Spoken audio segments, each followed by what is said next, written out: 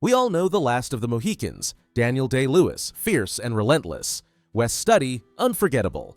But beneath that beauty was a darkness born from obsession, a search for authenticity so real it blurred the line between art and survival. Every scream, every shot, every heartbeat was filmed on the edge between illusion and danger. By the end, you'll see how that pursuit of truth nearly consumed everyone who chased it. This is the countdown of 10 dark facts about the last of the Mohicans, where authenticity came at a price and survival became the only script that mattered. Stay alive! They go kill it, they'll take you north up to Huron land. Fact number 10. The song Too Honest for Hollywood, and the gamble that changed everything. Let the music set the stage. Before the danger, before the chaos, there was a sound, haunting, fragile, and impossibly human. The theme that defines The Last of the Mohicans wasn't born in a studio. It came from a Scottish pub written by folk musician Dougie MacLean. He called it the Gael. It wasn't perfect, it wasn't polished, but it was real, a melody carved straight from the human spirit. Composer Trevor Jones heard it and recognized something Hollywood rarely values: truth. Late in production, he reshaped the emotional spine of the score around that one tune. Director Michael Mann listened and understood instantly. The music carried everything he was chasing: beauty, pain, and honesty born out of struggle. That single melody became the film's compass, guiding emotion, shaping pacing, defining tone. It was more than sound, it was instinct. Because the rest of the film would follow the same path: a journey into darkness to find something true. No matter how long it takes, no matter how far, I will find you. Fact number 9. The rebellion against Dances with Wolves. 2 years before The Last of the Mohicans, Kevin Costner's Dances with Wolves redefined the Western epic: poetic, peaceful, full of light. It won 7 Oscars and convinced Hollywood that the frontier could still be beautiful. Michael Mann didn't want beauty, he wanted truth, and truth, he believed, lived in the dark. Where wolves found harmony, Mann saw fracture. Where Costner filmed sunsets, Mann filmed shadows. His frontier wasn't redemption, it was collapse. Civilization stripped to instinct. Fans have noted visual echoes: a white horse, similar gear, though that link has never been confirmed. Intentional or not, Mohicans felt like Mann's rebellion, a film that tore away Hollywood's romantic light and stepped into the shadows beneath it. Because for Mann, authenticity wasn't found in perfection. It was born in conflict, in struggle, pain, and the kind of honesty that doesn't comfort. Fact number 8. When Kevin Costner said no to himself. Before Daniel Day-Lewis ever shouldered a flintlock rifle, the studio wanted someone else: Mel Gibson, Jeff Bridges, and most of all, Kevin Costner. Fresh from Dances with Wolves, Costner was Hollywood's golden frontier hero, the man who made audiences believe the wilderness could heal the human spirit. To executives, it was simple: give him another rifle, another horizon, another legend. But Costner said no. Officially, he didn't want to be typecast, another white man living among indigenous people. Privately, it ran deeper. He'd already told his version of the frontier, one bathed in light, reconciliation, and hope. Mann's world was the opposite: violent, unromantic, feral. Both men were chasing authenticity, but from opposite poles. Costner's truth lived in harmony, Mann's in hunger. So when Costner turned down the role, it wasn't just a career choice, it was a rejection of philosophy. Mann later said Costner's style wouldn't have fit the film. What he needed was an actor willing to vanish into the dark, to surrender every trace of safety in pursuit of something real. And that's exactly what Daniel Day-Lewis did. Margot's heart is twisted. He would make himself into what twisted him. Fact number 7. Daniel Day-Lewis stopped pretending to be human. If Kevin Costner searched for meaning in the frontier, Daniel Day-Lewis went searching for truth. And he found it by erasing the line between acting and existence.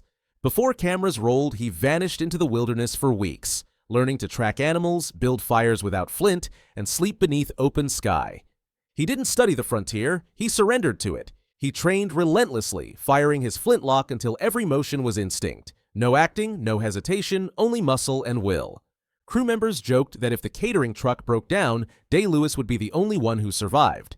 Watch him reload mid-sprint during the Fort Massacre. That's no camera trick. It's precision born from exhaustion and repetition. He didn't play Hawkeye, he became him. A man stripped to instinct where truth lives in the silence between heartbeats. When you call it the British hunt again, I'll have you hanged. Fact number 6. Wes Studi was too real for Hollywood. If Day-Lewis embodied the wilderness, Wes Studi embodied its shadow, the part that doesn't ask to be understood, only seen. His character Magua wasn't born evil. He was forged in loss, a man whose vengeance became his language. But Studi didn't play him as a villain. He played him as a man who might have been a hero, if the light had reached him sooner. Some early viewers found that disturbing. Magua wasn't the monster they expected. He was human, and that made them uneasy. But that unease was the point. Mann refused to soften him. He said, Magua isn't evil, he's honest. In the end, Magua's death isn't a victory. It's an eclipse. You don't cheer when he falls, you feel something human fade. The wilderness wasn't just out there, it was inside everyone. The light, the dark, the struggle to survive both. The gray-haired children were under Magua's knife. They escaped. Fact number 5. They didn't just build the frontier. They lived it, then burned it. Fort William Henry wasn't a set. It was an act of defiance. Mann refused plywood walls. He wanted history resurrected. So the crew built a full-scale fort from period-accurate logs and tools under the brutal Carolina sun.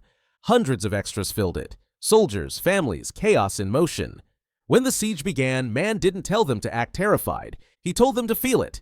Explosions shook the earth. Smoke stung eyes. And when the scene reached perfection, Mann gave one more order. Burn it. On camera, for real. It wasn't spectacle, it was surrender. Because Mann believed destruction was part of truth, that beauty only mattered once it had survived fire. My death is a great honor to the Huron. Take me! Fact number 4. The cliff scene where fear was the script. By now, exhaustion had become the film's secret ingredient. But Mann wasn't finished. He wanted audiences to feel fear the way the actors did. Not performed, but lived. The final chase at Chimney Rock wasn't a composite shot. It was filmed hundreds of feet above the valley with real wind and vertigo. Safety cables hid beneath costumes. The drop was real. Crew members said the silence before each take wasn't focus, it was fear. When Uncas leaps, when Alice hesitates, when Magua reaches, those aren't rehearsed reactions. That's gravity meeting instinct. Mann didn't want actors pretending to survive. He wanted them to need to. Because real fear strips everything away, leaving only what's authentic. Fact number 3. When acting ended and instinct took over. Stay alive. I will find you. Stay alive, no matter what occurs. I will find you. It's one of cinema's most iconic lines, desperate, raw, trembling on the edge of chaos. But that moment isn't about control, it's about surrender.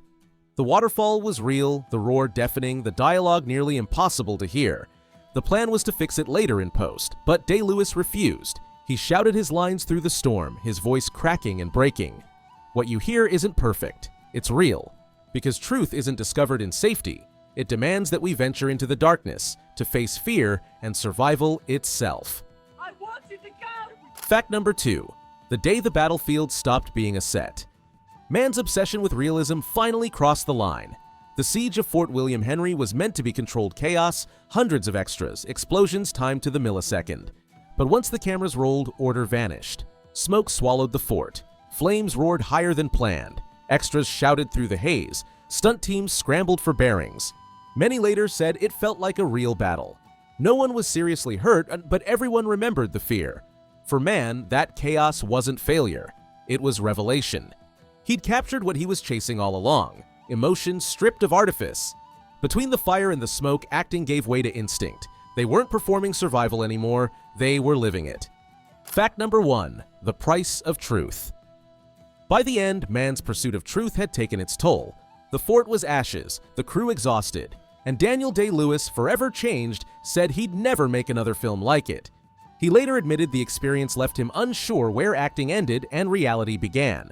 Day-Lewis said this, "When we were finished, I didn't know if I'd acted or just survived." The Last of the Mohicans isn't just a story about survival, it's a film made through it. Every sound, scar, and tear came from people who refused to fake it. And that's why it still breathes, because authenticity, once earned through suffering, never dies. Mann didn't chase perfection, he chased life, in all its danger and doubt. And maybe that's why it still feels so alive. So here's the question that lingers long after the smoke clears. Is authenticity worth the cost, or is that the only way truth ever really lives?